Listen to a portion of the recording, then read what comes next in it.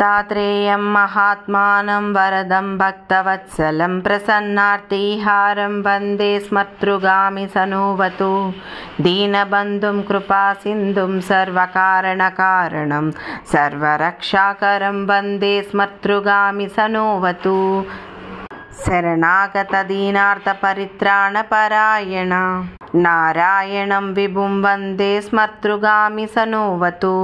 सर्वानन्दहरं देवं सर्वमङ्गलमङ्गलं सर्वक्लेशहरं वन्दे स्मर्तृगामि सनोवतु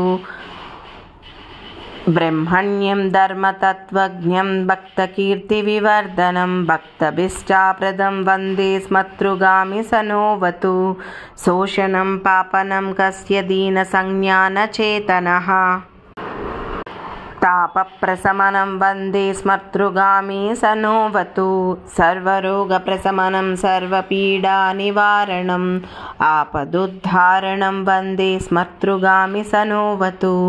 जन्मसंसारबन्धज्ञं स्वरूपानन्ददायकं निःश्रेयसापदं वन्दे स्मर्तृगामि सनोवतु जयालाभयसः कामदातुर्धातस्य यस्यावं भोगमोक्षप्रदास्येमं